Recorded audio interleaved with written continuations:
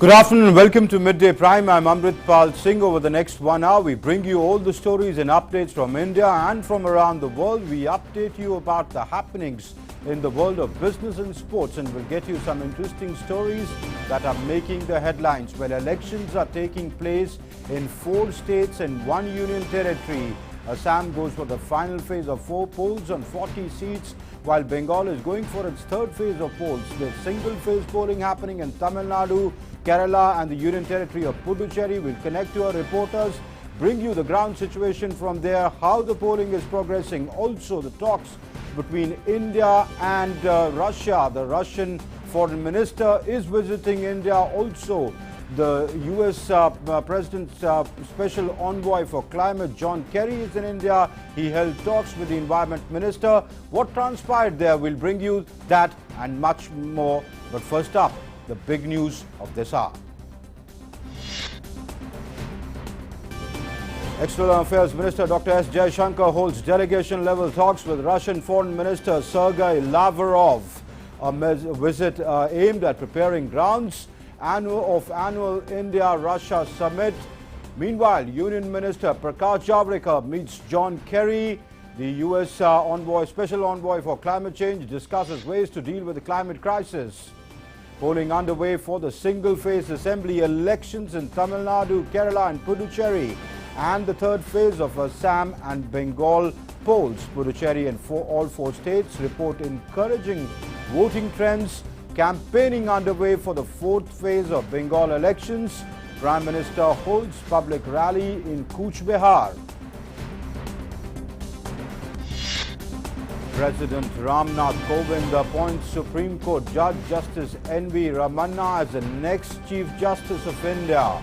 Justice Ramanna to assume charge as the 48th Chief Justice of India with effect from 24th of April this year.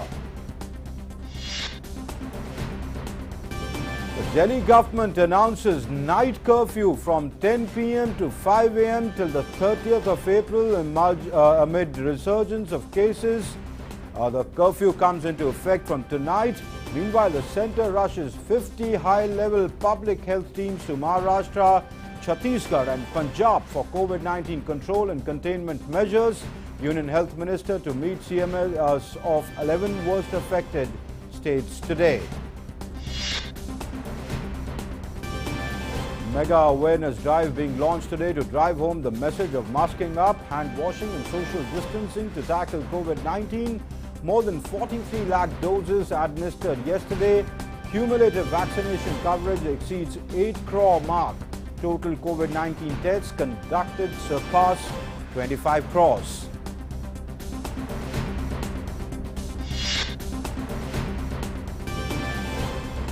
Vice President M. Venkaiah Naidu addresses the concluding ceremony of the 25-day-long ceremonial Dandi March being organized as part of Azadi Ka Amrit Mahotsav 2021. Says true Swaraj will come when the poor will get the same facilities as the rich.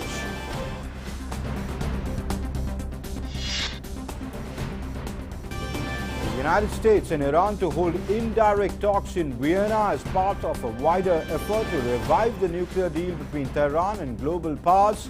Talks to be held nearly 3 years after former US President Donald Trump pulled out the US out of the deal. And mixed response across Europe, with France tightening curbs, Greece, Portugal ease restrictions. UK also likely to announce opening up of businesses.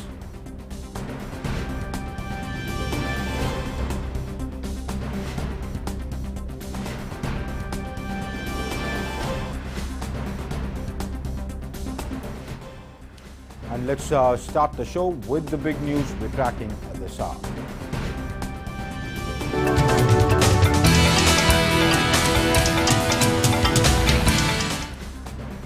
An important round of discussion between India and Russia is taking place today between the visiting Russian Foreign Minister Sergei Lavrov and External Affairs Minister Dr. S. Jaishankar. In the opening statement, External Affairs Minister Dr. Jaishankar lauded the relationship between India and Russia.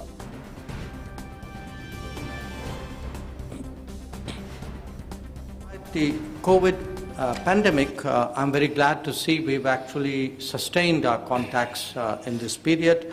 Prime Minister Modi and President Putin have held 4 telephonic conversations last year, besides taking part in the virtual summits of G20, BRICS and SCO. My colleague, the Defense Minister, had paid 2 visits to Moscow. I was there myself in September. Our Foreign Office consultations were held. So it really, the sense that, our relationship has kept going through the pandemic speaks a lot for the strength of the relationship.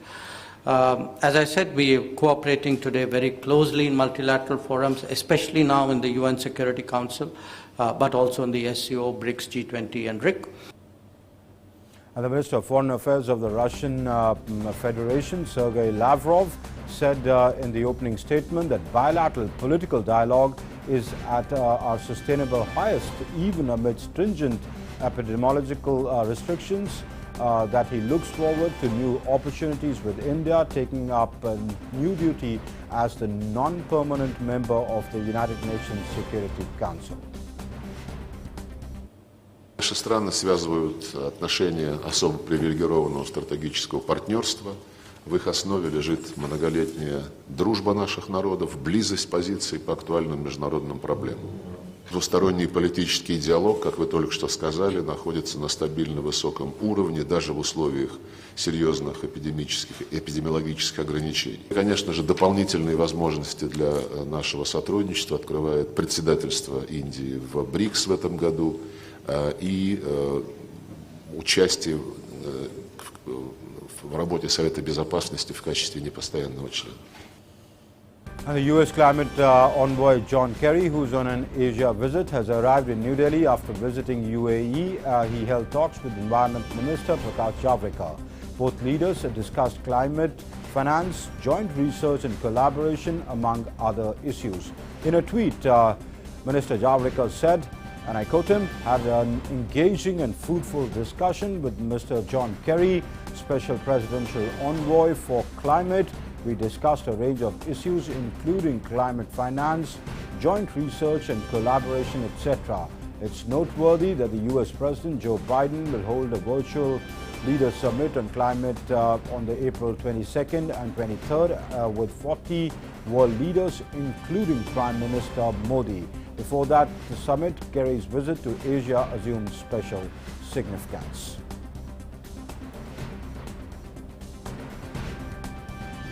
And now news from the poll-bound states and the Union Territory of Puducherry, which is going for polls today. Polling is underway in these 4 states of Tamil Nadu, Kerala, Assam, West Bengal and the Union Territory of Puducherry. In the UT of Puducherry, 324 candidates, including 35 women, are vying for 30 seats in 4 districts during the single phase.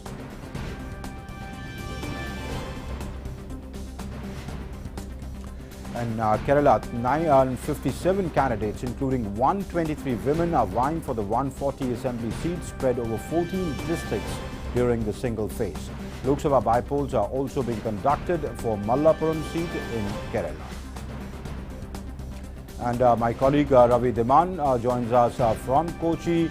Ravi, first of all, give us a sense of how the polling is progressing in Kerala. Well, the polling is progressing quite briskly, if we can say that. It was a little bit down in the morning, but it is now picking up. People have started trickling into the polling centers. We are here in Kochi, and this being a Harita polling center, that means a green polling center where everything that they use to prepare for the polling is nature friendly, and this polling station is now seeing crowds piling up. The lines are now beginning to form as people have started to come out of their homes. Despite the searing heat that Kerala witnesses during this time of the year, people are coming out till 1:30. 48.7% polling has been reported from all across the state. So that's a healthy trend, and all the election commission officials and the administrators of many districts believe that as the time goes by and it approaches the deadline of 7 p.m., the percentage will definitely surpass last time's percentage. Okay, comparing it with the last time around, the polling percentage of the last time around, would you say the data you have till now is a good polling percentage? Well, till now we have 48.71 by 130. That is a good polling percentage by Kerala, the Kerala IME standards, and it is expected that at the deadline approaches 7 p.m. from now onwards, the heat will start to subside a little bit as the breeze blows in from Arabian Sea. More and more people will feel more comfortable to come out and exercise their franchise. So the polling officials are also hopeful that they will be able to surpass the last time's polling percentage. And as far as the political parties are concerned, they would be hoping with their fingers crossed that the last time's polling percentage do get surpassed, and their candidates managed to get the maximum amount of votes in their. Ravi, you were covering the campaigning for us. You've been in the state for a little while now. How is the politics playing out? What is weighing on the mind of the voter today as he and or she goes out to vote today at the polling booth? Well, there are two factors, Amrit. One is the issues which pan across the state, and one is the issues which are quite local in their nature. The local issues, while they maintain an edge over the statewide pan-state issues, but still the issues which have hawked the limelight, which have been in the headlines for past many months of many years, will weigh upon the mind of the voters when they cast their votes in Kerala. But talking about the political parties and the alliances, this is very interesting. The left is trying to regain the seats here and regain power in Kerala. It is out of power in all the other states. It was a power to reckon with, like in West Bengal long time back, and Tripura. So it has to win Kerala if it has to stay relevant in national politics. At the same time, for the Congress, it is also a matter of prestige, because after Rahul Gandhi became MP from Wayanad in Kerala, this is the first assembly elections that the Congress will face. It has, according to the state's nature, the power oscillates between LDF and UDF every 5 years. Congress had been in opposition for 5 years.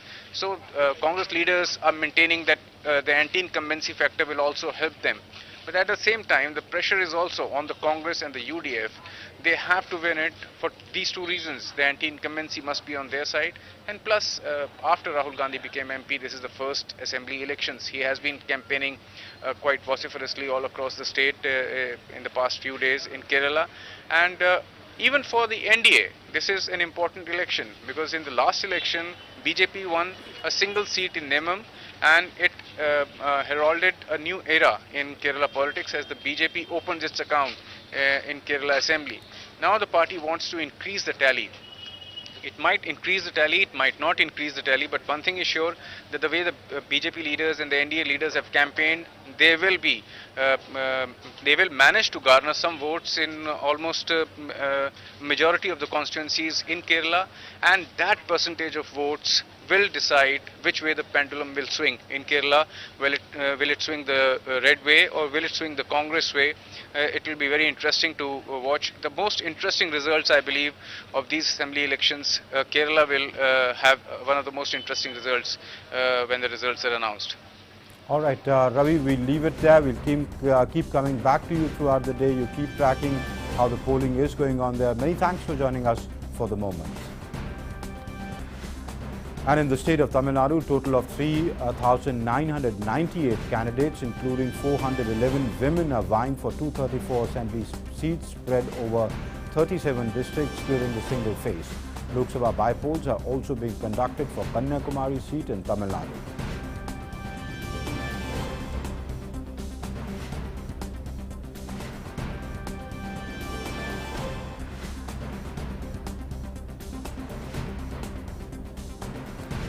And Tamil Nadu Chief Minister Edapadi K. Palaniswamy cast his vote at a polling station in Silu Vampalem, Edapadi.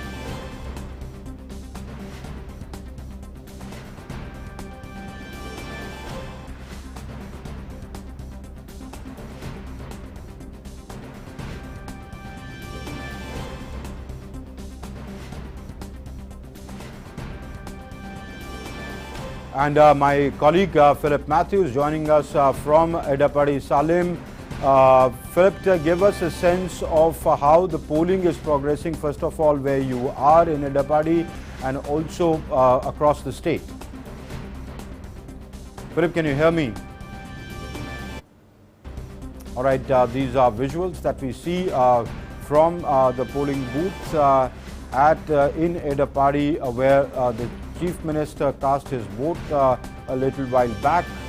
These are live visuals that we are beaming of people coming in and trying to cast a vote or getting inside that polling station. My colleague Philip, I'm told, is also with me. Philip, can you hear me?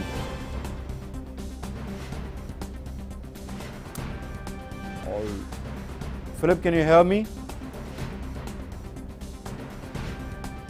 All right, Philip, we'll try and reconnect with you. There seems to be some connectivity issue there.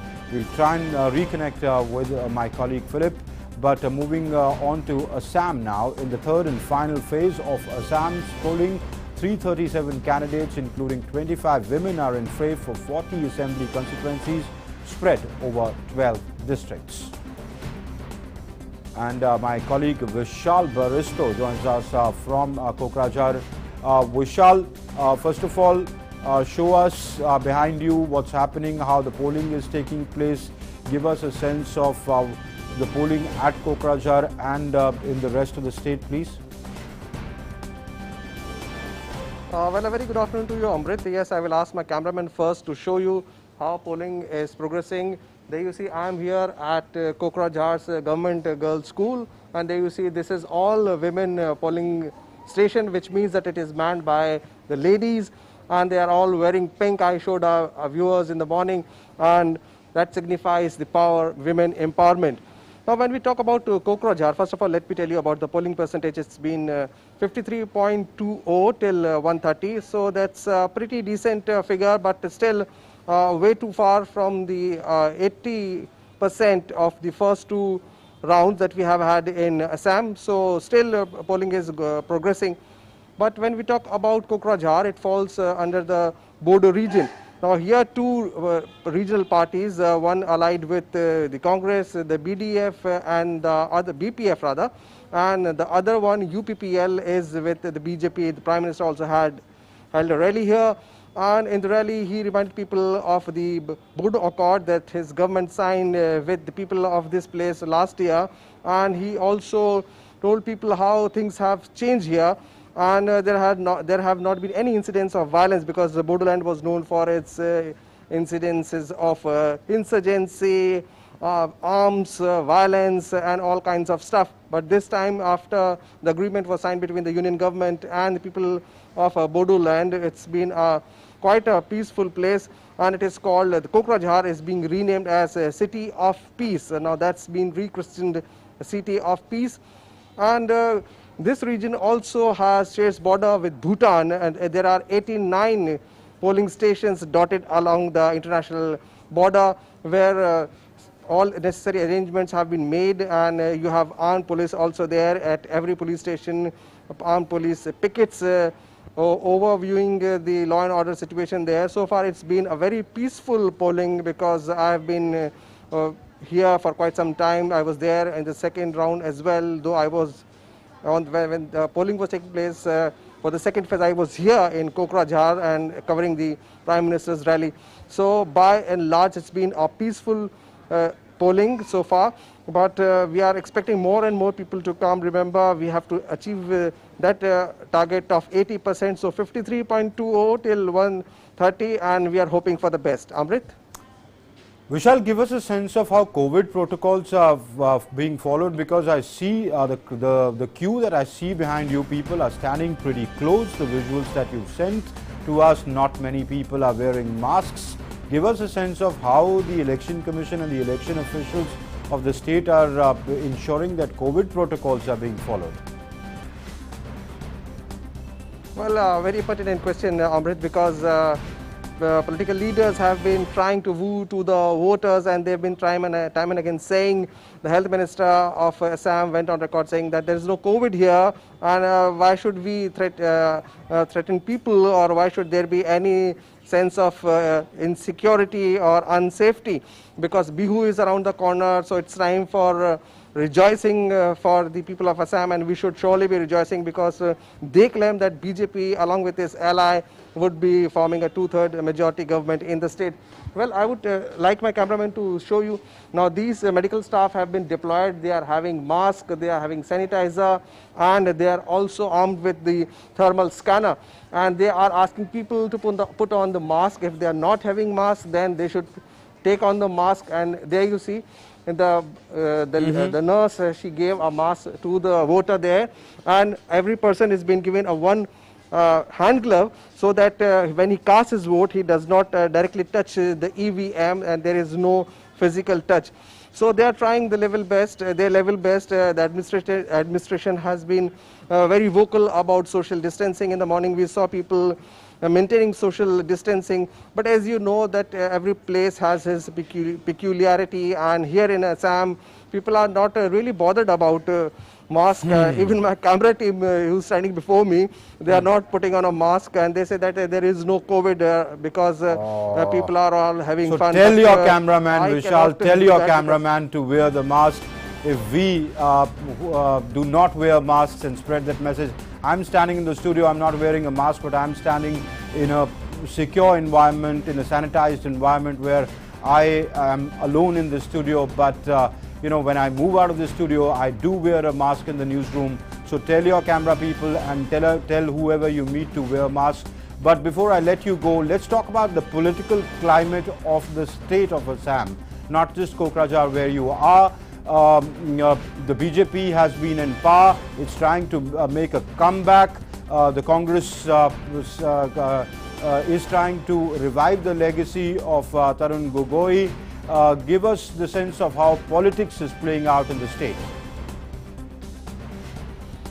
Well, certainly, Amrit, we have had three parts, elections in three parts, and this time we are having elections in third phases, having elections in the lower Assam and the central Assam. Guwahati itself is divided into east, west, Guwahati, Jalukbadi, from where Hemanta Sharma, the firebrand of BJP and health minister of the state, is also contesting, and then Dispur. But when we talk about the whole state, BJP is very much confident that there is no anti-incumbency, rather there is pro-incumbency, because they claim that they have worked very hard. Prime Minister's vision of Look East, Act East policy has done wonders for the Assam, which is gateway of Northeast.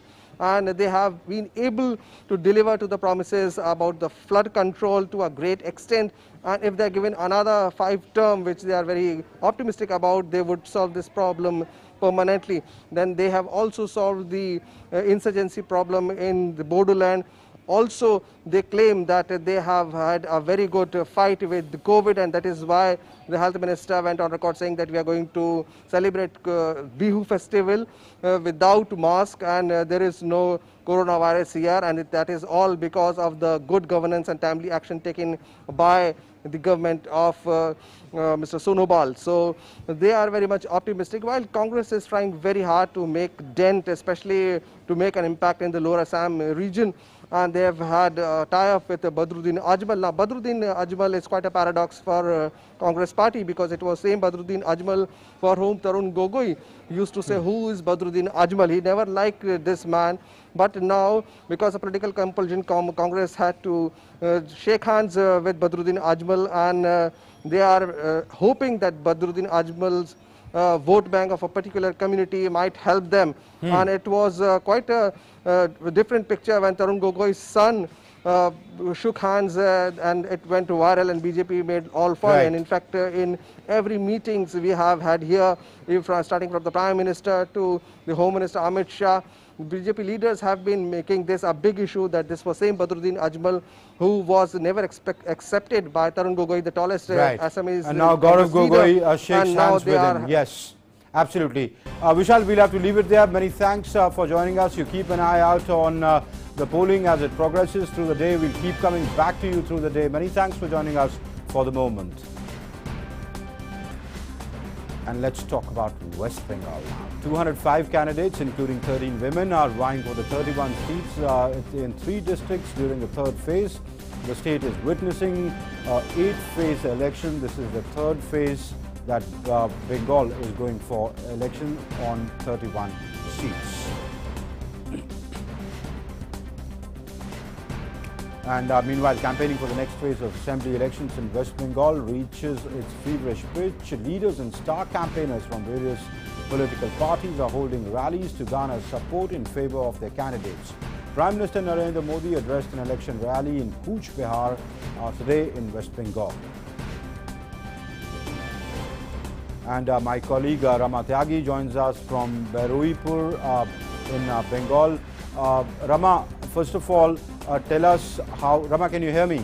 All right, Rama, give us a sense of how the polling is progressing today.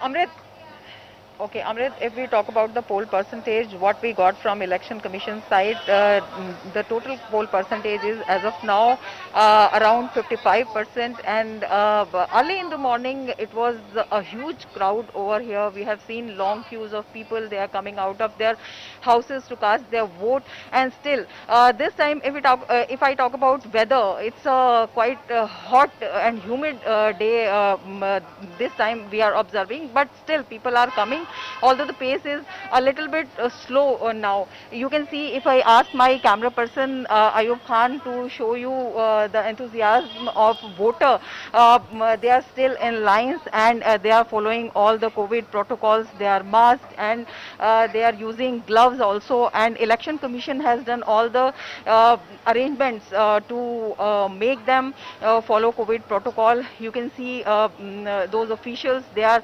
holding this thermal scanner, and all the voters who are coming, they are scanned, and they are being provided mask also if they are not they forget at people their seem houses, to be wearing and masks, their Rama. hands are also being sanitized. So you can see all the arrangements are properly being done by Election Commission, and people are very enthusiastic about their right of vote this time. All right.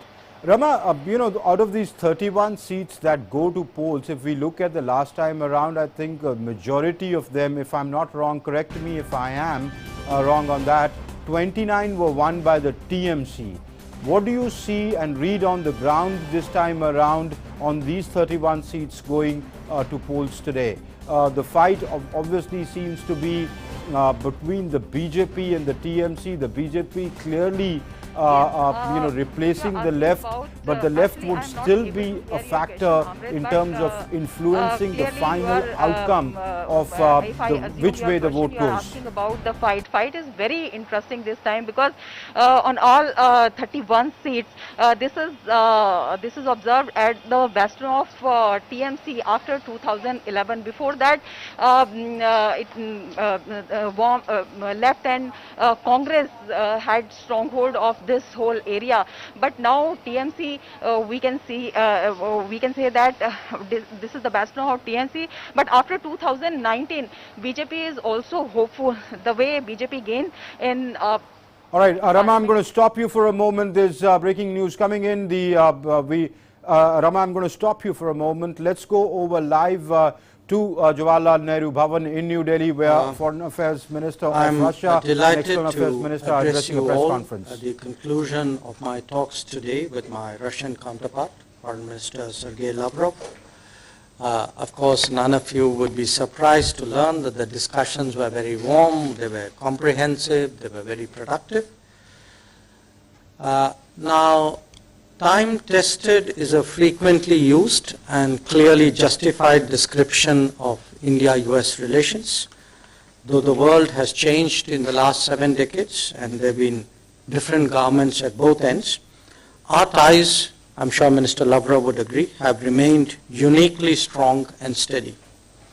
And the reason for that has been our consistent ability to identify and update our shared interests. We are both cognizant of the multipolar and rebalanced nature of international relations today. We both understand the importance of our relationship to global peace, security, and stability. And therefore, as foreign ministers, we work hard to deliver on that responsibility. Much of our discussions today covered the preparations for President Putin's visit for the annual summit later this year. I'm sure Mr. Lavrov would share my assessment that our bilateral cooperation remains energetic and forward-looking. We talked about long-standing partnership in nuclear, space, and defense sectors. We assessed positively our economic cooperation, noting the new opportunities in Russian Far East. We spoke of connectivity, including the International North-South Transport Corridor and the Chennai-Vladivostok Eastern Maritime Corridor. Our rapidly expanding energy cooperation that now includes long-term commitments was also on the agenda. On my part, I briefed Minister Lavrov on recent developments in India that open up new opportunities for Russian businesses in various sectors. The Atmanirbhar Bharat economic vision can facilitate a more contemporary economic relationship in the post-COVID era. This review of our bilateral cooperation was really encouraging. We note the appetite for greater investments in each other by both countries. Russian support for our Gaganyaan program has progressed, which we deeply appreciate. Our defense sector requirements in the past year were expeditiously addressed. And in meeting the COVID challenge, our pharmaceutical collaboration has become more serious, and as many of you are aware, we have a vaccine, a Russian vaccine under discussion for production in India. There was naturally an exchange of views and assessments on important regional and global matters. This had particular importance because we are both members of the UN Security Council right now. We are a non-permanent member. Russia is a permanent member. Issues on which India is chairing UNSC committees came up in some detail. India has also taken over the chair of BRICS and RIC from Russia for this year. And our common membership of the G20, ASEAN-led forums, SCO, and the SICA added to the substance of our conversation. One question on which we spend some time is the unfolding developments in and around Afghanistan. As you all know, the Heart of Asia Istanbul Process Conference took place last week. I was in Dushanbe for that. There have been other discussions of a bilateral or plurilateral nature as well. Many more can be expected in the coming days. For India, what happens in Afghanistan impacts its security directly. I shared our approach that a durable peace there would require harmonizing interests of all, both within and around that country. The peace process must be based on foundational principles to which we all subscribe, and a political solution should mean an independent, sovereign, united, and democratic Afghanistan. There was an exchange of views on West Asia, the Gulf, and Iran. This is a geography where we both have long-standing equities, and our active diplomacy reflects that to great measure. Peace and stability in such a sensitive and vital region is in global interest. I shared our viewpoint on the Indo-Pacific. As our Prime Minister pointed out at the Shangri-La Dialogue some years ago, contemporary challenges require countries to work together in new and different ways. Such cooperation also reflects the multipolar and rebalanced character of global politics. India is strongly committed to ASEAN centrality, and this is underlined by the Indo-Pacific Oceans Initiative that it has been advocating at the East Asia Summit. As we implement our Act East and Beyond policy, Russia is a very important partner, whether it is their Far East or whether it is the Chennai-Vladivostok corridor. In addition, of course, there was the larger backdrop of global political changes that provided a context for our talks today. As long-standing partners, we could discuss their implications with a high degree of confidence and comfort. I valued the quality of our discussions today very much. We have completed a decade of our special and privileged strategic partnership, and that certainly permeated the tenor of our discussions. We also reviewed the forthcoming high-level exchanges leading up to the annual summit this year. Once again, Minister Lavrov, it's a great pleasure to welcome you back to New Delhi, and I would request you to make your statement. Спасибо. Уважаемые дамы и господа. Ladies and gentlemen, I share same assessment that my friend mentioned, Mr. Subramaniam Jaishankar. Our talks have been very constructive, confident, and useful, as it is goes in our relations between Russia and India. These ties are valuable, mutually respectful, and they are not subjected to political fluctuations. We noted with satisfaction that despite the pandemic, we were able to preserve the dynamic bilateral political dialogue. We both agree that this attests to the maturity and remarkable resilience of our relations that can be characterized in our document signed at the highest level as particular privileged strategic partnership. We focused on the content of the planned bilateral contacts, including at the highest level. I mean here the visit of the President of the Russian Federation to India. I conveyed on my colleague the message from Putin to Mr. Modi, including on these issues. We agreed to joint efforts to overcome the declining mutual trade caused by the pandemic. We are going to build up investment according to the national programs in our respective countries. We also discussed energy, including nuclear one, peaceful exploration of the space, transportation infrastructure projects, including in the Russian Far East and in the Arctic. To this end, we are going to organize meeting of co-chairs as well as the scheduled meeting of the Intergovernmental Russian-Indian Commission on Trade and Economic, Scientific and Technological, as well as cultural cooperation.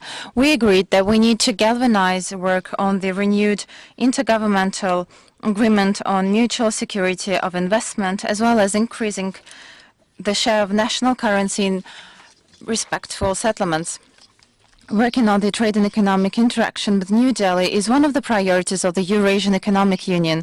In accordance with the agreements previously achieved, we hope to launch as soon as possible talks on the free trade area between India and Eurasian Economic Union based on mutual benefit.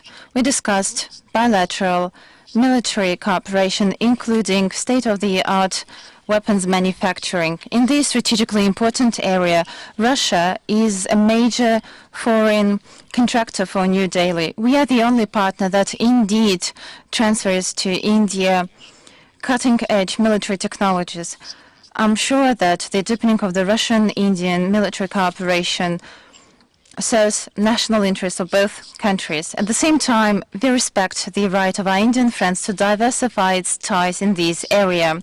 We are also positive about cooperation in the area, as I already mentioned, the peaceful exploration of the space on such avenues as manned programs, rocket engine building, and satellite navigation. The exchange of views on thorny issues of today shows proximity or similarity of our stances. We discuss such issues as peaceful settlement in Afghanistan, Syrian crisis, situation around Iran's nuclear program, situation in Myanmar. We also discussed the situation in the Eurasian continent and in Asia-Pacific in general, including our ties with ASEAN. Both parties highlighted the importance of preserving the central role of ASEAN in various formats established in this region. We hold in high regard Russian-Indian relationships on the international arena, including in the UN, SCO, G20, BRICS, where New Delhi is a chairperson. We highlighted the demand of interaction in the format Russia, India, China, as well as the summits of Eastern Asia. We are grateful to our Indian partners for their responsible approach in international affairs, and we are grateful for the facilitation in issues that are important to us. We are satisfied by the outcomes of the talks, and we wish you every success in your role as the UNSC non-permanent member, and I hope that we'll be able to deepen our multifaceted cooperation. I invited my friend and colleague, Russia, and I hope that this would take place in foreseeable future. Thank you.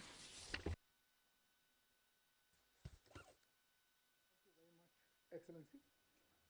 I will now invite questions for the dignitaries.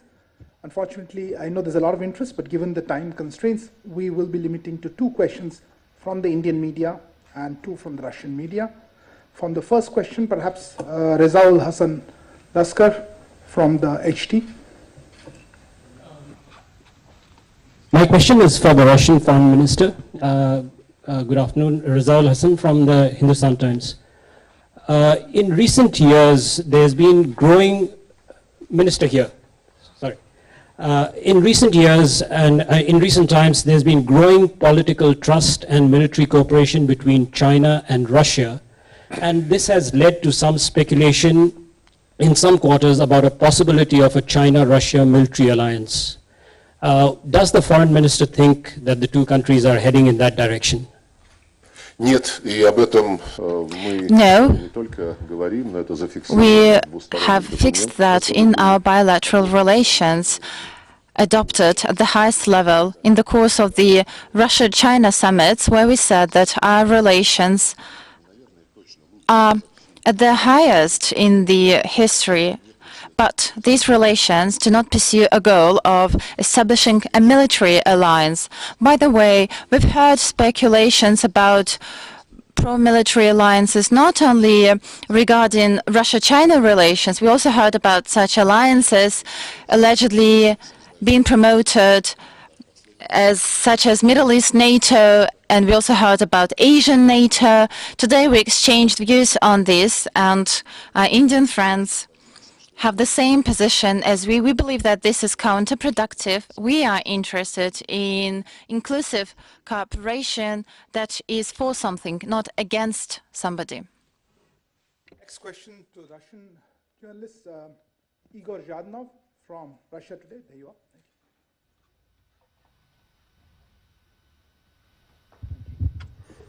Yes, Igor Zhdanov, RT. My question is to both ministers. It's on vaccine cooperation. There's a good chance that Russia's Sputnik V vaccine might be approved for emergency use in India. So have you discussed maybe doing something similar about the Indian vaccine, Covaxin, in Russia?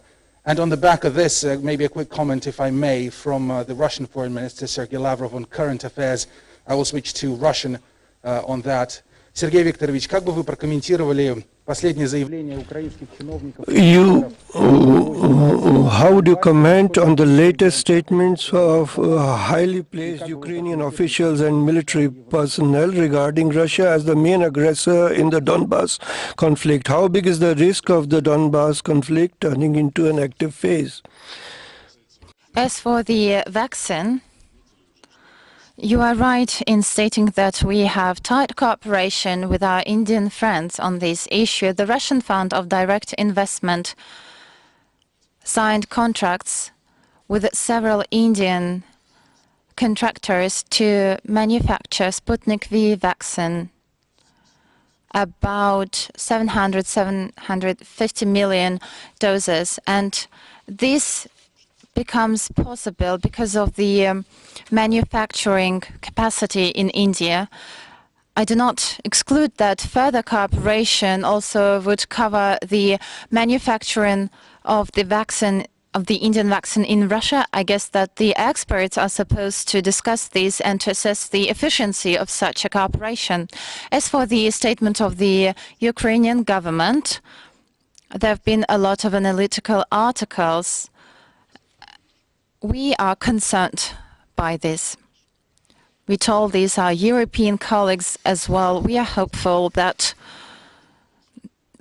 there is an understanding of what's happening in Washington, but unfortunately, the response and actions of our Western colleagues on the building up of the military infrastructure, as well as the transfer of the troops to the contact line in Donbass, is disappointing. Western colleagues still believe that they need to, in all ways possible, support the Ukrainian authorities, including its unacceptable statements and actions. Remember when President Zelensky repeatedly, as well as those responsible for the Normandy contact group on Donbass, repeatedly stated that Minsk agreements are needed only to preserve sanctions of the West against Russia, or they ask for a complete revision of the Minsk agreements, or they also suggest breaching the agreed format. They invite pro-Ukrainian representatives into the Normandy format and the contact group. All of this is lamentable, and there is no response to these statements. There has been none from our Western colleagues, although we see a flagrant violation of all the Minsk agreements by the Kiev. And now Kiev turned from political violations to the threat of military action. Perhaps this would help to shake this friendly approach towards Ukraine from the European capitals, and they would demand that Mr. Zelensky fulfills Minsk agreements fully, for them to start through the dialogue with Donetsk and Lugansk in actions. The Minsk agreements, because he is supposed to overcome threats in the area of security, stop the shelling of the civil infrastructure that leads to the death toll among the civilians, not for the first time. And of course, they need to determine in this direct dialogue the issue of the final status of the areas that I'm talking about. They need to settle the date for the elections. All of this is well known. Unfortunately, every time the Normandy format meetings take place, be that at the level of leaders or the level of representatives of foreign ministry staff, we see no proactive steps from our French and German colleagues to influence our Ukrainian colleagues. Now it's too obvious that this needs to be done immediately. On the vaccines issue, which was also addressed to me, we had a discussion, and clearly, I mean, that decision has to be taken by our regulatory authorities. I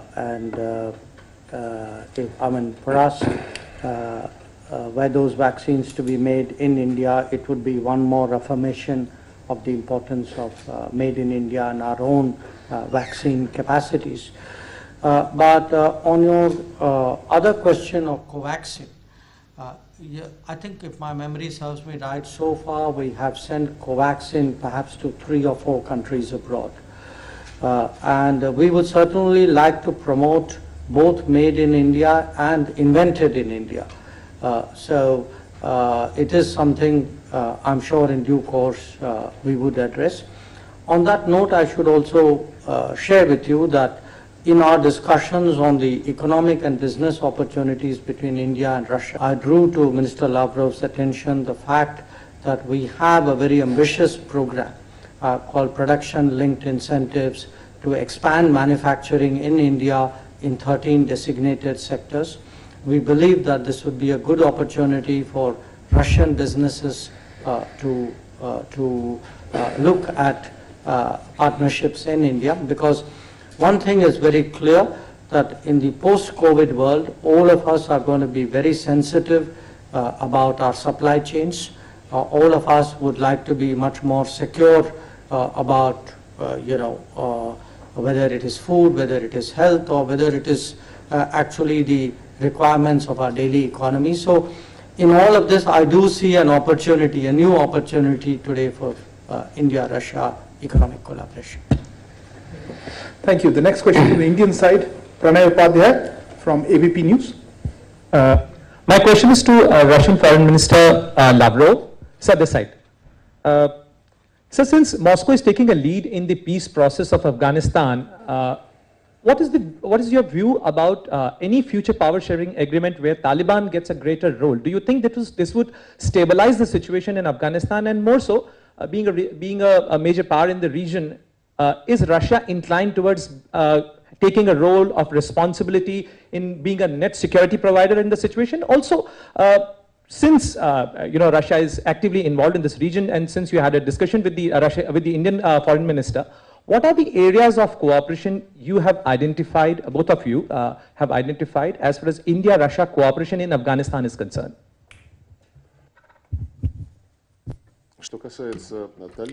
As for the Taliban movement is part of the Afghan society, and decisions on the settlements in Afghanistan should foresee the participation of all political as well as ethnic and religious groups of Afghanistan. Otherwise, it's not going to be stable. This decision has to be based on the balance of political and ethnic and religious interests, including the representation in the bodies of power. Any other way that foresees the exclusion of any group from this process will not lead to the agreements that could be implementable and sustainable. All of these would be fraught with the risk of the resumption of the hostilities, which is not anybody's desire, I mean the members of the process. I'll remind that the previous administration agreed with the Taliban movement, and hopefully they would be implemented. They created a window of opportunities to reach agreement between all the hostile parties. It would be sad if it breaks. As for the security, providing security in Afghanistan, it depends primarily on whether the settlement will be achieved in a fast and efficient way. It's supposed to take into account the issue of the political settlement as well as security and safety.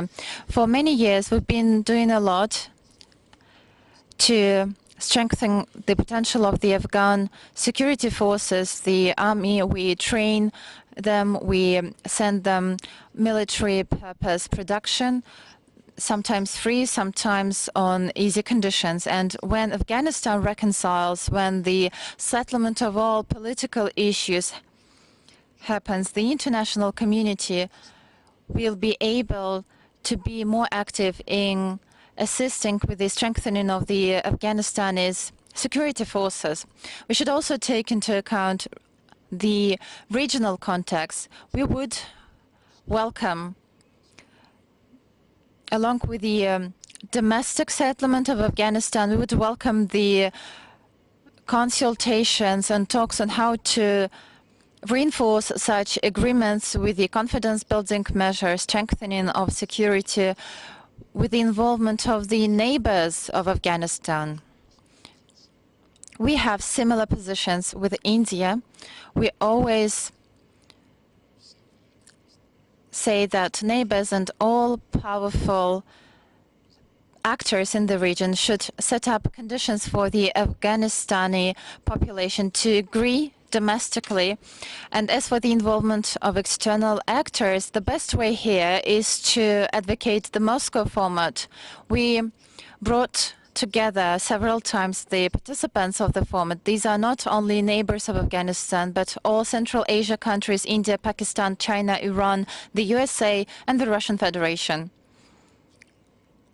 We stand ready to hold respective consultations and meetings if need be, if it is found appropriate by all of the countries that I've just enumerated.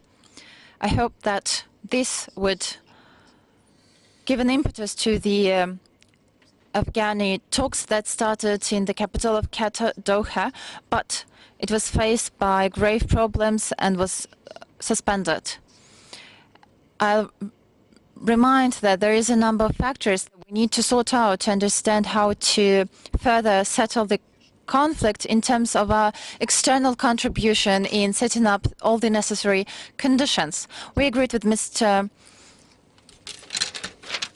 Jaishankar that our representatives on Afghanistan will keep tight contacts regularly. Next question to the Russian Federation. Leila Turyanova from TASS. Лео Троянова, ТАСС. Сергей Викторович, первый вопрос вам. Ранее The first question is to you, Mr. Lavrov. You mentioned earlier that US is applying pressure on India against military technical cooperation with Russia.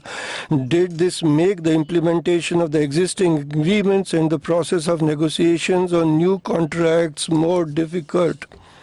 Is India considering the possibility of acquiring additional S-400 regiments from Russia, despite the threat of US sanctions? Спасибо. Right. In fact, it wasn't me who stated that the US exercises pressure on India, but any other country that wants to sign agreements with Russia on the delivery of weapons, or that has such contracts. The USA says this overtly. We all well know this, but we also know the reciprocal reaction, the response of India. We did not discuss these statements from the USA. Instead, we confirmed that we are going to deepen our military cooperation. We have Intergovernmental Committee on the Military Technical Cooperation that has its own plans. We also discussed the prospect of an additional manufacturing of the Russian military equipment in India within the concept made in India and within the concept of the independent India. So here, I didn't feel any fluctuations or changes from our Indian partners and friends. I think the Minister has answered your question, which was we didn't get into any specific discussions. That is a responsibility of a different body, which is headed by our defense ministers, which is due to meet at the end of the year. Thank you, Honourable Ministers. This concludes the press interaction session. I thank you all for being here in person. Bye.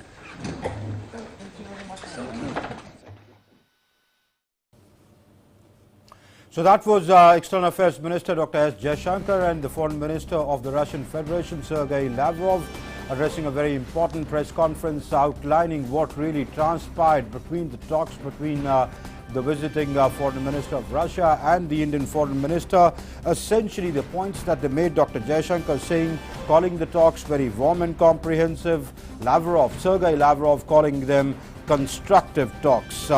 Dr. Jaishankar says our relationship has been uniquely strong and steady, and we have shared interests.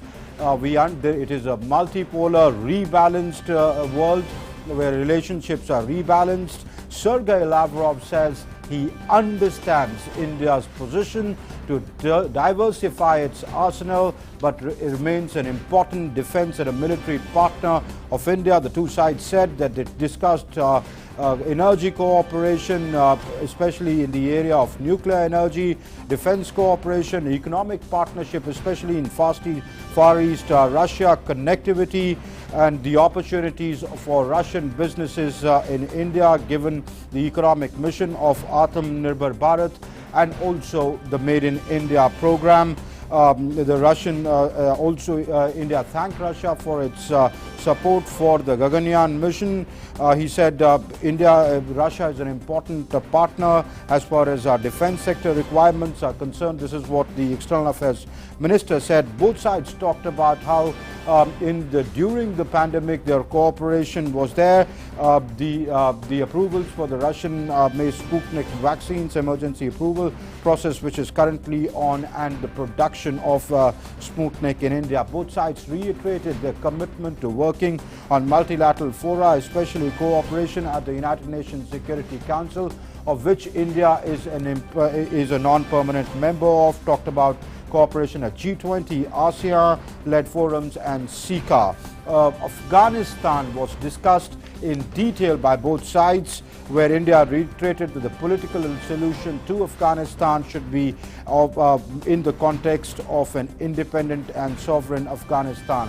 Of course, West Asia, Gulf and Indo-Pacific were discussed. Minister Lavrov made some important statements. He said that the peaceful settlement of Afghanistan, the Iran nuclear deal, the situation in Myanmar and the centrality of ASEAN was discussed. He categorically made a very important statement saying there is no military alliance between Russia and China that's in the offing. He said the relationship is at the highest rung, but it cannot be against anyone. And he says we share this position with our Indian friends. External Affairs Minister spoke about the ambitious plan of India for production in India, especially in 13 sectors. And he said that he discussed with Foreign Minister Lavrov that that leads to a lot of business opportunities for the Russians. Minister Lavrov made a very important statement saying the Taliban movement is a part of the Afghan society. He said a political settlement which is inclusive, which involves all religious and ethnic minorities, is something that will be lasting, and advocated the Moscow format. If the neighbors agree, he said India plays a very important part in the Afghan peace process. Well, he said it's not for him to comment on how US exercises pressures on those who do defense partnership with other countries. External Affairs Minister Jaishankar voiced similar sentiment, saying the nitty-gritties of such defense sectors are for the defense ministers to discuss. Well, that's it in this show for the moment. Thanks for watching. Namaskar.